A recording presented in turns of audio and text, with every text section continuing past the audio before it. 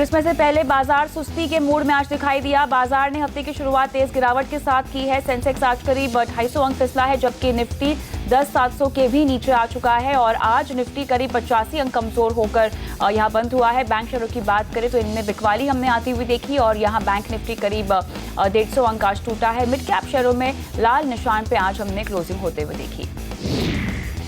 डालते हैं एक नजर उन शहरों में जहां पे हमने आज एक्शन देखा है। सबसे पहले गिरने वालों की लिस्ट लेकर आते हैं आपके सामने। JSW steel, hero MotoCorp, IOC, Bajaj auto इसमें शामिल है।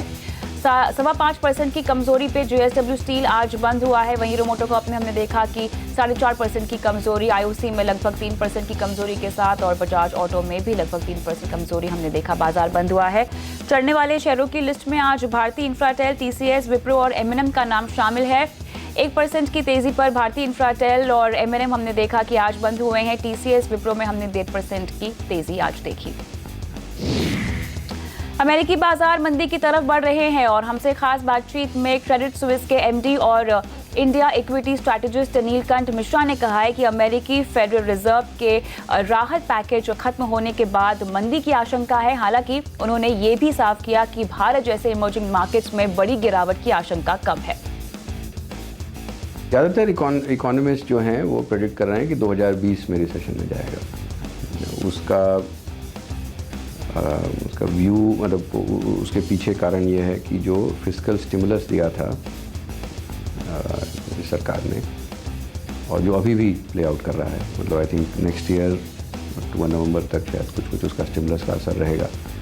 तो बहुत लोगों का ये सोचना है कि उस कारण से इकॉनमी जो है 2020 में जब वो स्टिमुलस खत्म होगा या बढ़ना खत्म हो जाएगा तो इकॉनमी रिसेशन में जाएगी। तो और जो कुछ लोग ज़्यादा पेसिमिस्टिक हैं उन लोगों को ये लग रहा है कि 2019 में ही शायद रिसेशन आ जाए।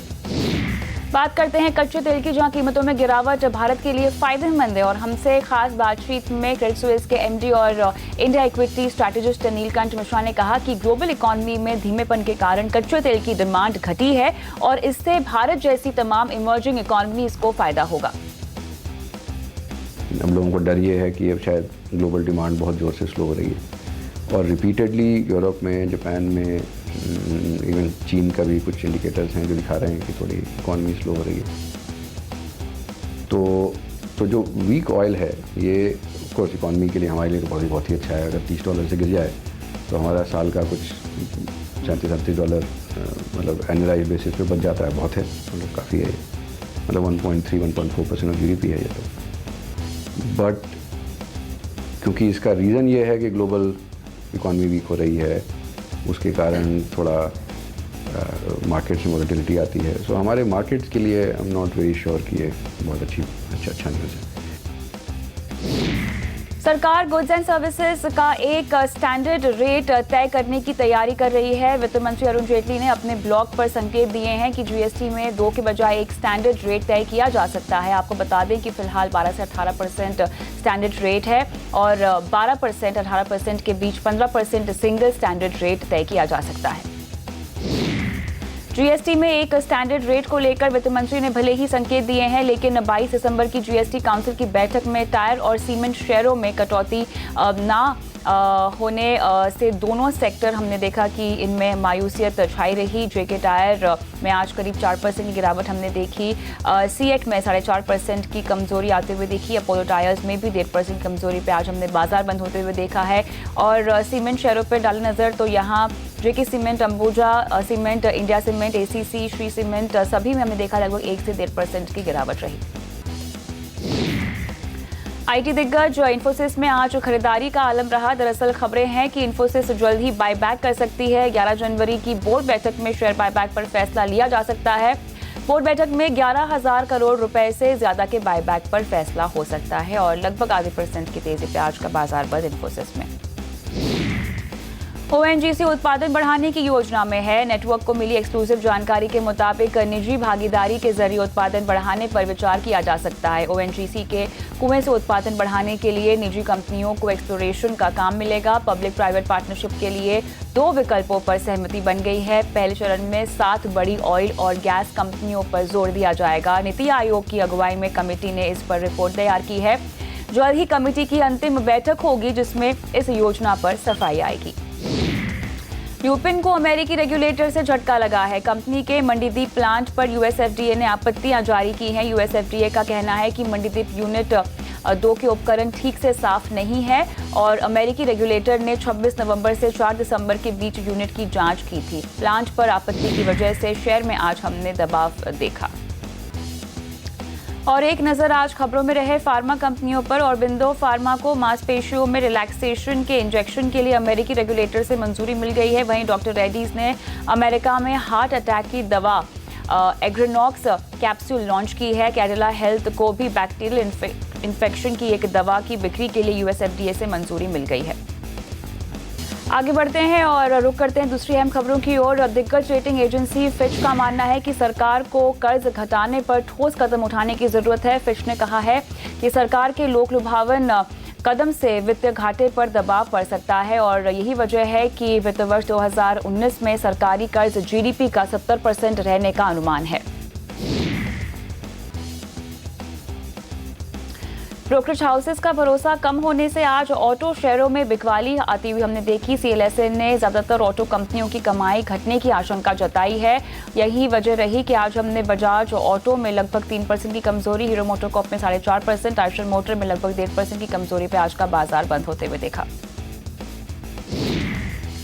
वेदांता में आज दबाव देखने को मिला है। दरअसल कंपनी को तमिलनाडु में तुतीकरण प्लांट पर मद्रास हाईकोर्ट से झटका लगा है। मद्रास हाईकोर्ट ने तुतीकरण प्लांट पर एनजीटी का फैसला पलटा है, यानी फिलहाल तुतीकोरिन प्लांट बंद रहेगा। हालांकि वेदांता ने सुप्रीम कोर्ट में अपील का इरादा भी जताया है। स्टॉक में 2% की कमजोरी। मैक्स हेल्थ केयर और रेडिएंट लाइफ के मर्जर को दोनों कंपनियों से मंजूरी मिल गई है। रेडिएंट लाइफ का health care business max health में मर्जर होगा। मर्जर के बाद बनी नई कंपनी की लिस्टिंग की जाएगी। आपको बता दें कि रेडिएंट हेल्थ मैक्स हेल्थ में लगभग 49.7% हिस्सा खरीदेगी। मिंडा इंडस्ट्रीज सेंसेटा टेक से मैग्नेटिक स्पीड ऑपरेशन खरीदेगी और magnetic speed camera, transmission sensor जैसे प्रोडक्ट्स बनाने का कारोबार करती है। इस कारोबार के ट्रांसफर के लिए मिंडा इंडस्ट्रीज को बोर्ड से मंजूरी भी मिल गई है। मैग्नेटिक स्पीड ऑपरेशन में कंपनी 33 करोड़ रुपए निवेश करने की योजना में है। आज एमएनएम फाइनेंशियल के शेयर में तेजी हमने देखी। शेयर करीब 1.5% चढ़ा है। दरअसल कंपनी को नॉन कन्वर्टेबल डिबेंचर्स के जरिए 3000 करोड़ रुपए जुटाने के लिए बोर्ड से मंजूरी मिल गई है। यही वजह है कि हमने शेयर में आज तेजी देखी। बात करते हैं रुपए की, जहां पर फिलहाल हम देख रहे हैं कि मजबूती बनी हुई है और 70 के आसपास का भाव चल रहा है और हम देख सकते हैं 4% की तेजी पर, मजबूती पर हम कह सकते हैं कि फिलहाल कारोबार भी हो रहा है। लेकिन साथ ही रणनीति भी हम पेश करते हैं। एंजल ब्रोकिंग की सलाह है कि आप खरीदारी करके चले और 69-60 का आप लगाएंगे स्टॉप लॉस 70-50 के टारगेट के लिए।